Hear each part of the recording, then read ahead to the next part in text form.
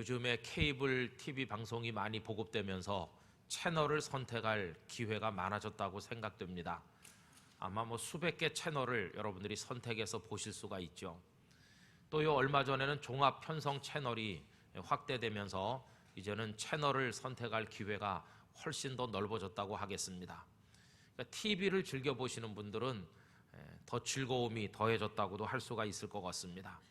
아마 집집마다 채널이 많다 보니까 서로 보고 싶은 게 달라서 TV 한 대 놓고 가족끼리 싸우시지 않는지 잘 모르겠습니다. 근데 여러분, 저는 이런 생각이 듭니다. 채널도 많고 엄청나게 많은 정보들을 거기서 보고 들을 수가 있는데 오히려 그것이 겁이 날 때가 많다는 생각이 듭니다. 왜냐하면 그 중에는 왜곡된 이야기도 많고 또 유언비어도 많고 확인되지 않는 얘기들도 많은데 그것들이 얼마나 많이 홍수처럼 우리 속으로 쏟아져 들어오는지 감당할 수가 없기 때문입니다. 여러분, 지난 9월 달에 일본 여대생 한 사람이 우리나라에 왔죠. 그런데 갑자기 사라졌습니다.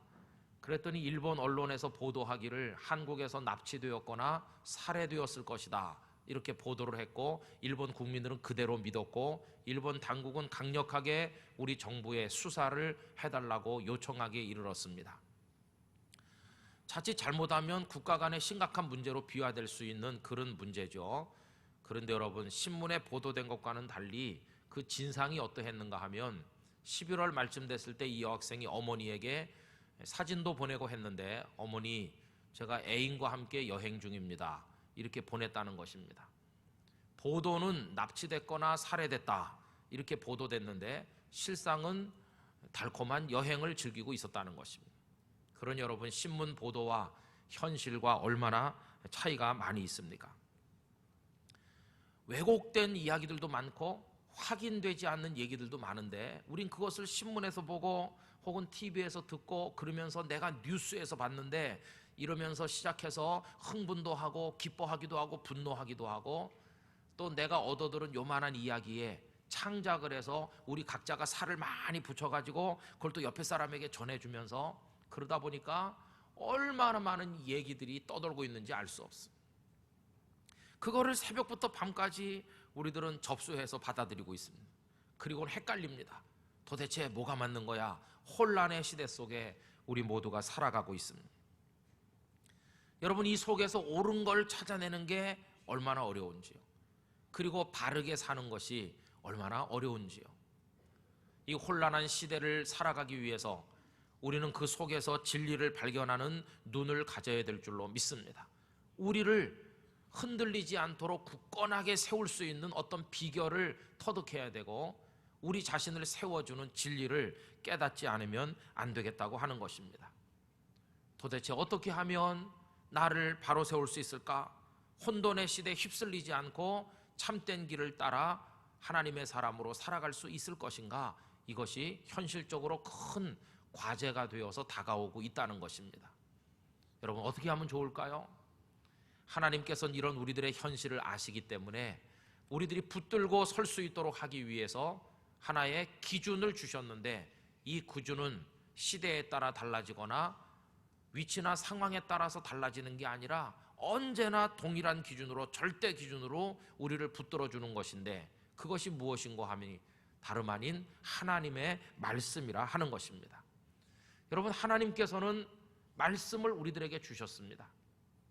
그 내용을 이스라엘 백성들 이야기에서 찾아볼 수 있는데 하나님께서 백성들을 어떻게 사랑하셨나요? 백성들을 사랑하시는 방법이 뭐였습니까? 그것은 가나안 땅을 주시겠다고 하는 것이었습니다. 그래서 애굽에서 노예로 살던 그들을 인도해 내셨죠. 그래서 그들을 가나안 땅으로 데리고 들어가서 그 젖과 꿀이 흐르는 땅을 주셨죠. 이게 하나님의 사랑이었습니다. 그런데 우리가 간과해서 안 되는 한 가지가 있는데 하나님께서는 그 땅을 주시기 훨씬 전에 하나님의 말씀부터 주셨다는 것입니다. 하나님께서는 그들이 애굽에서 나온 지 얼마 안 됐을 때 시내 산으로 인도하셨고 모세를 산 위에 올라오게 하셨고 그를 통해서 십계명을 비롯한 여러 가지 하나님의 말씀을 그들에게 주셨습니다. 아직 땅 주시기 전에 말씀부터 먼저 주셨습니다. 이유가 무엇일까요? 여러분, 대단히 중요한 얘기인데 우리들의 행복이라고 하는 것은 땅에서 오는 것이 아니라 하나님의 말씀에 있기 때문에 그런 것입니다. 많은 사람들은 생각을 합니다. 땅이 우리를 행복하게 해줄 거다. 아니요, 말씀대로 사는 것이 우리들에게 축복이 되는 줄로 믿습니다. 그래서 신명기 10장 12절로 13절에 이런 말씀이 나옵니다. 이스라엘아, 네 하나님 여호와께서 네게 요구하시는 것이 무엇이냐? 곧 네 하나님 여호와를 경외하여 그의 모든 도를 행하고 그를 사랑하며 마음을 다하고 뜻을 다하여 네 하나님 여호와를 섬기고. 여러분, 그 다음 구절 한번 다 같이 읽어보실까요? 내가 오늘 네 행복을 위하여 네게 명하는 여호와의 명령과 규례를 지킬 것이 아니냐. 할렐루야. 하나님의 명령과 규례, 이 하나님의 말씀이 주어지는데 이것이 무엇을 위한 것이냐? 바로 너희 이스라엘 백성들의 행복을 위한 것이다. 여러분, 그런데 이스라엘 백성들은 착각했어요. 그 가나안 땅에 들어가서 좀 더 넓은 땅 가지면, 기름진 포도원을 가지면, 소떼와 양떼를 많이 소유하면 행복해질 거라고 생각했지만 큰 오산이었습니다. 나중에 그들이 많은 땅을 차지하고 떵떵거리며 살아보기도 했으나 그것이 그들을 지키지 못했습니다. 그들이 말씀을 떠났을 때 기쁨도 없었고 나라는 쇠약해졌고 아수르와 바벨론의 침략을 받아 북왕국부터 남왕국까지 차례차례 멸망하여 없어지고 말았습니다. 오늘도 그런 착각을 가진 사람 많습니다. 지식이 늘어나면, 재산이 많아지면, 내가 소유한 것이 많아지면 행복할 거라고 생각하지만 성도 여러분, 기억하시기 바랍니다. 참 행복은 하나님의 말씀대로 사는 데 있는 줄로 믿습니다. 말씀이 행복을 가져다 준다는 것입니다. 2012년도를 행복한 인생으로 아름답게 살길 원하신다면 말씀에 붙들린 사람 되실 수 있기를 바라는 것입니다. 승리는 어디서 오는가? 이 혼돈의 시대에 세파에 휩쓸리지 아니하고 자신을 반듯하게 세우고 자신을 지킬 수 있는 데서부터 오는데, 나를 세우고 나를 지키는 비결이 다른 데 있는 것이 아니라 하나님의 말씀에 있다는 것입니다. 오늘도 주님께서는 우리에게 말씀을 주십니다. 그리고 이 말씀을 교회에다가 맡겨서 우리들에게 공급해 주십니다. 그래서 이 교회는 하나님의 말씀을 공급하는 대리점과 같은 역할을 하는 것입니다. 여러분, 아까 읽었던 앞에 본문 디모데전서 3장 15절에 보면 이렇게 말씀했습니다. 이 집은 살아계신 하나님의 교회요 진리의 기둥과 터이니라, 이렇게 말씀했어요. 사람의 교회가 아니라 하나님의 교회인데, 이 하나님의 교회는 어떤 역할을 감당하느냐 하면 진리의 기둥이기도 하고 터이기도 하다. 여러분, 우리 땅끝 교회가 하나님의 교회 되길 바라고 진리의 기둥과 터가 되기를 간절히 기원하는 것입니다. 교회의 첫 번째 사명, 교회가 여러 가지 사명을 감당합니다마는 뭐니 해도 교회의 가장 중요한 사명은 이 살아계신 하나님의 말씀을 정확하게, 바르게, 능력 있게 사람들에게 선포하는 거, 이게 교회의 사명인 것입니다. 그래서 3세기의 교부였던 키프리아누스는 말하기를, 성도는 갓난아기와 같고 교회는 어머니와 같아서 어머니의 품을 떠난 아기가 살 수 없는 것처럼 성도는 교회를 떠나 살 수 없고, 성도들은 교회의 젖꼭지로부터 말씀의 젖을 공급받아야 살 수 있다. 종교개혁자 마르틴 루터나 칼빈 선생님 다 똑같은 이야기를 우리들에게 가르쳐줬습니다. 여러분, 교회는 어머니고 우리는 그 어머니의 품에 안겨 말씀의 젖을 받아먹는 성도, 우리 갓난아기 같은 성도인 것입니다. 그리고 이 강단은 하나님께서 교회를 통해 우리에게 젖을 공급하시는 바로 그런 장소라고 생각합니다. 여러분, 땅끝 교회가 말씀이 풍성한 교회가 될 수 있길 위해서 언제나 끊임없이 기도해 주시기를 원하고, 우리 교우들이 예배 시간마다 영적으로 배부름을 얻고 돌아가게 되시기를 진심으로 축복합니다. 말씀이 풍성한 교회. 저는 이런 마음을 가지고 2012년도 표어를 정하면서 아까 우리가 제창한 것처럼 말씀과 함께 새 역사를 향하여 이렇게 정하게 됐습니다. 말씀을 붙들고 2012년으로 달려가시기를 바랍니다. 말씀을 붙들고 또 다른 60년을 향한 우리 교회의 미래를 향해 나가게 되기를 간절히 기원하는 것입니다. 이것이 혼란한 세상 속에 우리를 세우고 교회를 세우고 행복한 성도와 교회로 살아가는 비결인 줄로 믿습니다. 우리를 혼란에서부터 건져줄 것입니다. 여러분, 이 세상이 얼마나 혼란스러운지요, 그리고 부패하고 타락했는지 디모데후서 3장 1절 성경을 한번 펴보시겠습니까? 이미 하나님께서 우리에게 다 경고하셨습니다. 3장 1절 보시면 이런 말씀이 있습니다. 너는 이것을 알아야 된다. 무엇을요? 말세에 고통하는 때가 이른다. 고통이 사람들을 억누를 때가 올 것이다. 여러분, 우린 지금 어떤 고통에 억눌리고 있는지 그 2절 이하에 쭉 나열된 걸 천천히 한번 보세요. 사람들이 자기를 사랑하며, 사랑하기는 하는데 전부 자기만을 사랑하고 이기적 사랑만 합니다. 남을 사랑하는 듯 하지만 결국은 자기를 위해 사랑하는 겁니다. 그래서 자기에게 도움이 안 되면 언제 버리고 떠날는지 알 수 없습니다. 이런 사랑은 참사랑이 아니고 이기적 사랑이기에 조건부 사랑이고 수명이 아주 짧습니다. 뿐만 아니라 사람들은 돈을 사랑하는데 돈을 위해서라면 영혼도 팔고 인격도 팔고 의리도 사랑도 헌신짝처럼 내버리는 사람 너무나도 많습니다. 또 사람들은 자랑하기를 좋아합니다. 왜냐? 교만하기 때문입니다.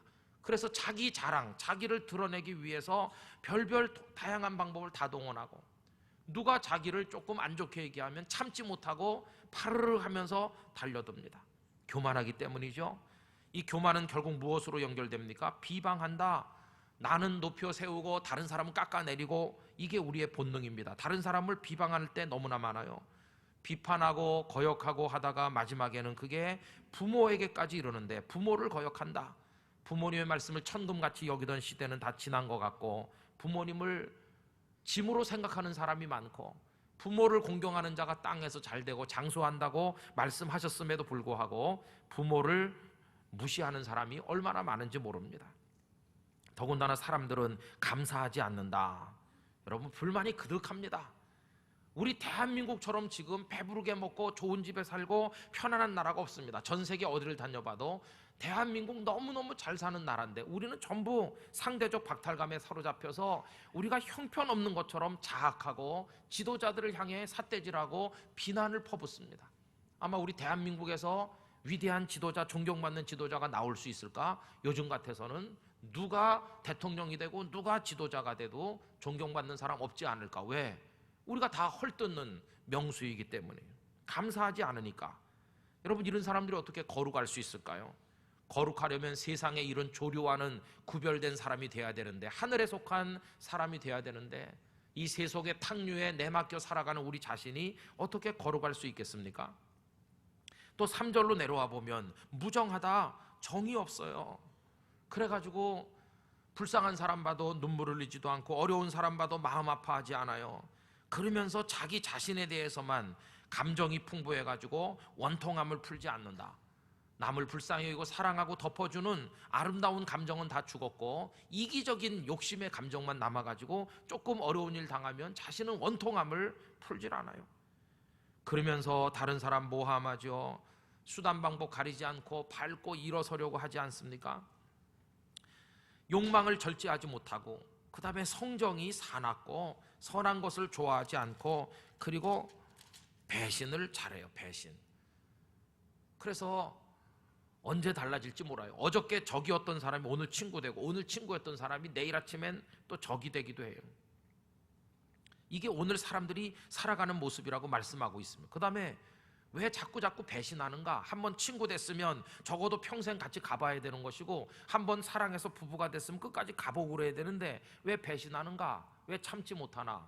거기 다음에 보면 조급하니까요. 하나님의 손길이 나타나서 우리 가운데 그 능력을 일으켜 주시는 그날까지 좀 기다릴 줄도 알아야 되는데, 조급하니까 사람도 버리고 하나님도 버리고 자기 수단 방법 다 동원해 가지고 살면서, 그러다 뭐 조금 되면 금방 교만해가지고 떠들어대는데, 그 다음에 나오는 것처럼 자만하다는 것입니다. 그리고 이런 사람들이 어떻게 하나님의 뜻을 존중히 여기고 하나님 사랑하겠습니까? 자기 수단으로 성공한 사람들은 쾌락을 사랑하기를 하나님 사랑하는 것보다 더하게 되겠죠. 여러분, 이렇게 사는 사람 어떻게 하나님 앞에 경건할 수 있겠습니까? 그래서 이 교회 안에도 세속의 물결이 넘쳐 흐르다 보니까 5절에 보면 뭐라고 했나요? 경건의 모양은 있으나 경건의 능력은 부인한다. 전부 형식화됐어요. 형식은 경건해 보이는데 정말 내적인 능력은 없는 형식적 그리스도인들이 너무나 많아졌다, 이렇게 말할 수가 있습니다. 겉으로는 신실한 사람 같은데 뒤에서는 무슨 짓을 하는지 몰라요. 그래서 여러분, 거기 6절에 보면 그들 중에 심지어는 남의 집에 가만히 들어가 어리석은 여자를 유인한다. 남자만 여자를 유인하나? 요새 여자도 남자를 많이 유인한다고 생각합니다. 유인 당했으면 하고 기다리는 사람도 있는지도 몰라요. 욕심에 끌리기 때문이라고 말씀했어요. 여러분, 이러니 무슨 하나님의 사람답게 살 수가 있겠습니까? 매일 배우지만 진리에 이르지 못해요. 왜냐하면 배움 그 자체도 진리를 추구하는 게 아니라 성공의 수단으로 전락했기 때문에 배우는 것까지도 성공을 위해서 배워요. 진리에 도달하기 위해서 배우는 게 아니고.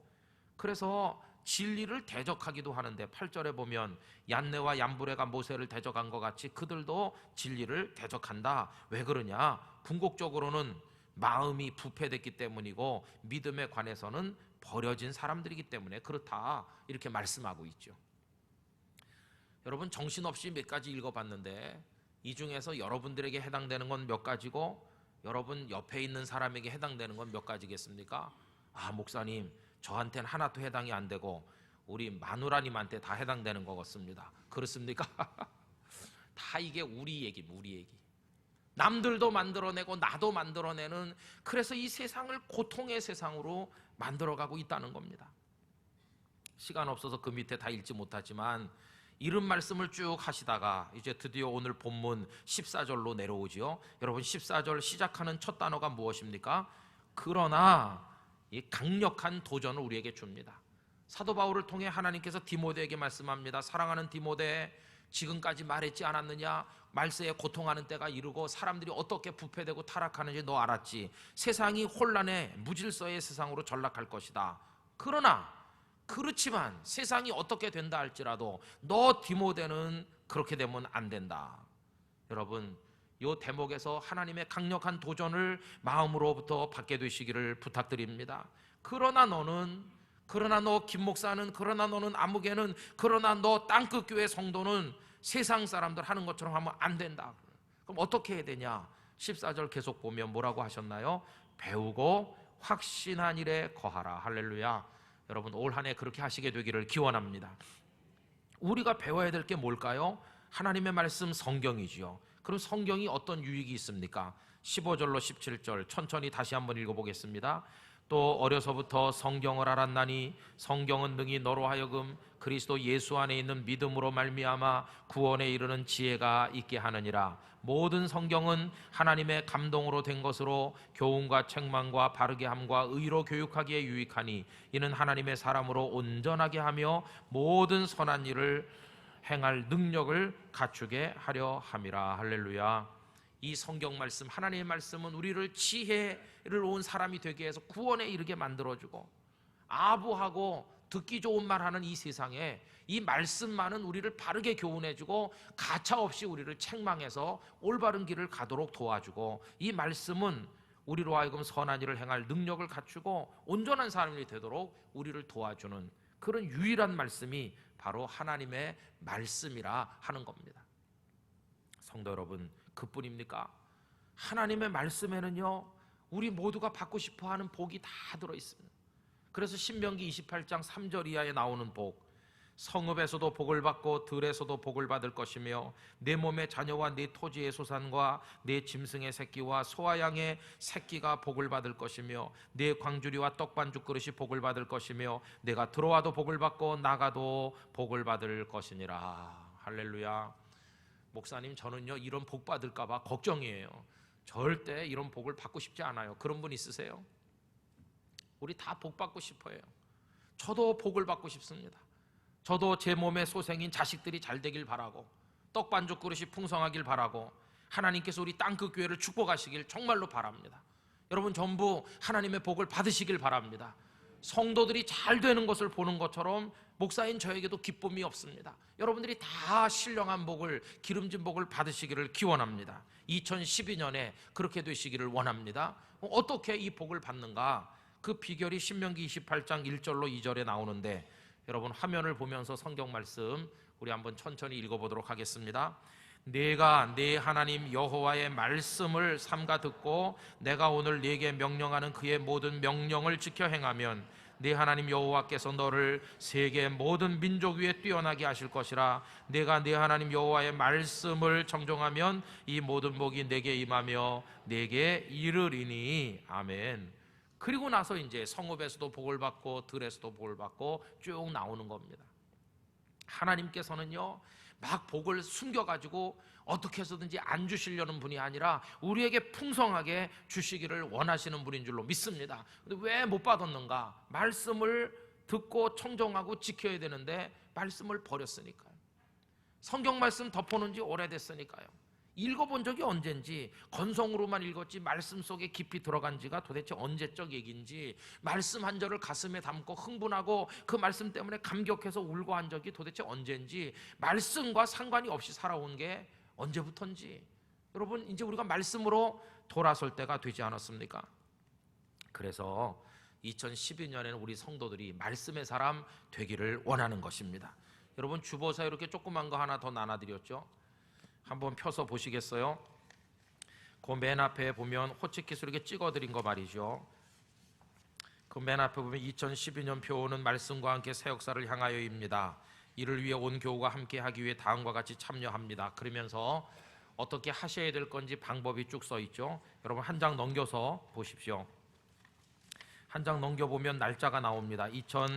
거기 11년이라고 잘못 나왔어요. 2012년 1월 1일입니다. 2012년 1월 1일 전부 잘못 나왔네요. 오늘 주일입니다. 오늘 읽을 말씀이 어디입니까? 창세기 1장으로부터 5장까지 읽습니다. 하루에 2장 내지 5장 읽으면 올 한 해 성경을 우리 모두가 일독할 수 있습니다. 그 밑에 색깔로 나온 것은 1장에서 5장까지 간단한 개요를 적어드린 것입니다. 그 밑에 묵상할 본문이 있습니다. 이렇게 5장을 읽으시고 특별히 창세기 1장 1절과 26절로 31절까지는 깊이 묵상하는 본문입니다. 그래서 그 밑에 보면 본문 살피기 3번 이상 이 본문을 정독하고 그 밑에 나오는 질문에다가 답을 적습니다. 천지는 누구에 의해 어떤 방식으로 생겨났습니까? 사람은 누구의 형상대로 지음받았습니까? 이렇게 답을 써내려가죠. 그리고 답을 다 쓰고 난 다음에 적용 질문이 있습니다. 그 다음부터는 말씀을 생각하며 자신의 삶에 적용하는 것입니다. 그렇다면 우리 자신, 나 자신은 어떻게 존재하게 됐을까? 그럼 나는 창조주이신 하나님께 어떤 태도를 가져야 될까? 그리고 나는 천지 만물에 대하여 어떤 태도를 가져야 될까? 나 자신의 가치와 소중함에 대해 생각해 보자. 이런 내용들이 있죠. 여러분 이걸 생각하면서 답을 적어보시고 그 밑에 받은 은혜의 말씀을 붙들고 기도하는 것입니다. 하나님, 세상을 창조하신 것처럼 저를 창조해 주신 하나님을 찬양합니다. 하나님의 백성으로, 하나님의 자녀로 이러저러하게 살기를 원하나이다. 이렇게 간단한 기도를 거기 적는 겁니다.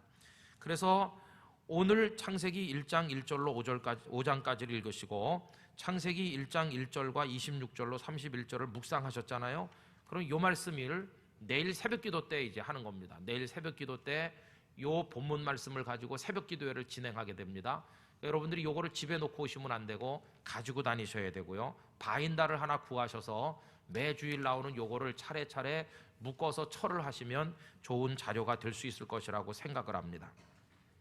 이렇게 해가지고 전 교인이 성경을 일독하는데 창세기부터 요한계시록까지 차례로 읽는 것은 아니고 이렇게 하다 신약에 갔다가 또다시 시편으로 오기도 하고 왔다 갔다 합니다만은 1년에 일독을 할 수 있고 그 본문을 같이 나눕니다.